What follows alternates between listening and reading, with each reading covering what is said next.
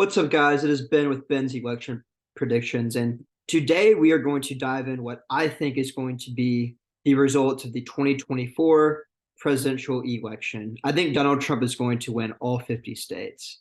Now, if that sounds crazy, it is. In the 2024 presidential election between the Democrats and Republicans, obviously this isn't going to be the case. This is a little bit misleading, but I do think it is very possible, and this would be one of the first times in the near history that I think Donald Trump could sweep all 50 states in the GOP primary. Right now, in the early states, he's right at between 45 to 50% in the polls. And nationally, he's approaching 60%, even 65% in some polls. So if that holds, he's obviously going to win all 50 states. Now, will that mean that he sweeps all the delegate counts?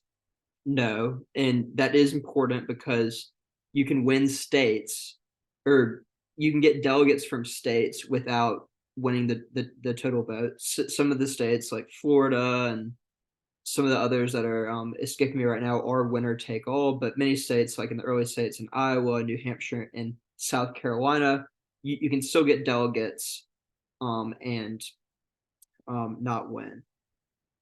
So,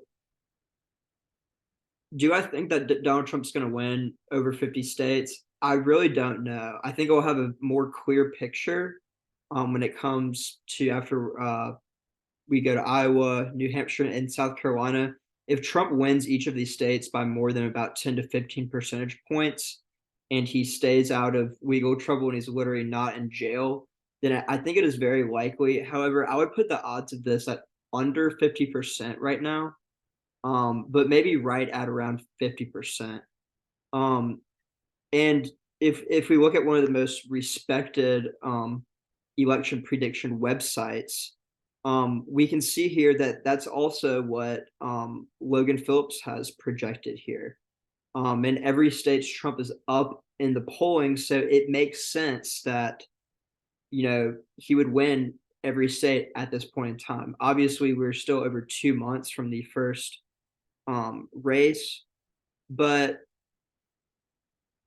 if we look at here, this is what's kind of the total delegate count. And at first it was going to be closer. At first, I thought Ron DeSantis was guaranteed to win his home state of Florida, but at this point, at this state in the race, where the momentum is going, you can tell Donald Trump's gaining momentum. Ron DeSantis is losing momentum, and people like Nikki Haley are definitely gaining momentum, but that won't be enough to win a state. She's still in the high single digits or low double digits in many of these polls. And you can see if I scroll up here at the total delegate count, all you have to do is get past the 1235 numbers. So this is assuming that Donald Trump wins all 50 states. And you can see that, Ron DeSantis, Nikki Haley, Vivek Ramaswamy are still going to get some delegates. And I think as we see going from here that some of these candidates are going to drop out, and I think that most of the candidates, if they drop out, maybe besides Vivek Ramaswamy, their votes will go to the non-Trump contender, so it will potentially make it more competitive. However, at this point, if things hold, then Donald Trump is going to run away with it and get a 50-state sweep, which is not been seen in recent history. So I was talking about the recent history here, so let's kind of dive in to the most recent competitive GOP primary was in 2016. In 2020, Donald Trump was the sitting president, and you almost never have a competitive primary, with a few exceptions, like in 1992 with Pat Buchanan, 1976 with Ronald Reagan and Gerald Ford. But you can see that it was pretty competitive, and Donald Trump didn't even get over 50% of the vote. If you look at the states, you had 4 different candidates win each state, and Marco Rubio came in a close third in Iowa. He ended up winning Minnesota. Ted Cruz was probably the most credible challenger against Donald Trump, going down the line, and he won quite a few states. John Kasich won his home state of Ohio. And I'm not even sure who won North Dakota. Okay, it's uncommitted here.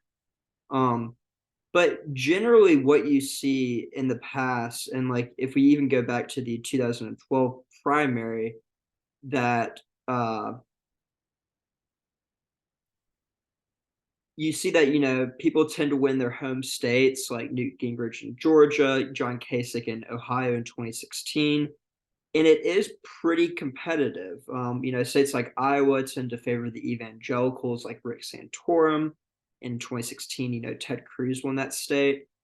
But if we look at the polls right now, I mean, even a state like Florida, Donald Trump is projected to win. A state like South Carolina, which both Nikki Haley and Tim Scott are from, Donald Trump is projected to win that. So I mean, I feel like that's a sign that this is different from any of the other primaries. Obviously, there's a lot of time, um, but we will see. And then going back to the 2020 presidential primary, and while it might not that look like this is as competitive as it was. Um, you know, Initially, Joe Biden was looking very vulnerable, and COVID-19, I think, actually helps people kind of uh, get behind Joe Biden. Amy Klobuchar and Pete Buttigieg both dropped out and endorsed Biden right before Super Tuesday, and this was pre-COVID. But even here, when we see it looks like Joe Biden ran away with it. I mean, Bernie Sanders got many delegates and got almost 10 states here, and you can see that Joe Biden barely got 50% of the vote. And in these projections, so like Donald Trump's polling around 60% nationally. If the race is pretty evident that that's not competitive after the first few early states, you can see that number go up to 65 and 70, just because the people who would have voted against Donald Trump just wouldn't go vote for him if the race is kind of already decided. So I'm trying to see if we can get a national view here, but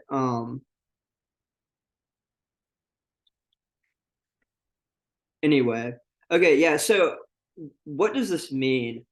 I think that we're going to know who the Republican nominee for president is going to be by the end of February. Or we're going to know if it's Donald Trump or if it's going to be competitive by the end of February. And this is typically not the case. In 2016, while Donald Trump was leading, it came down to the wire. Super Tuesday was very, very competitive. The candidates didn't drop out until the last second. The only thing that could throw a loop into this in 2024 is if Donald Trump clears the fields, winning all these states, and he like goes to jail, for instance.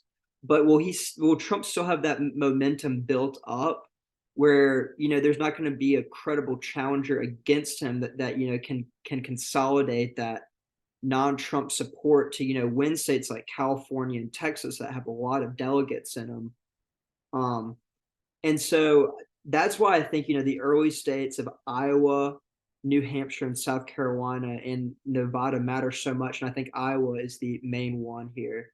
So if we look at the odds here, not a ton has changed. You can see that Donald Trump's support has gone up, Ron DeSantis' support has gone down, and, Nikki Haley's support has gone up. In the early states, Donald Trump is doing even better than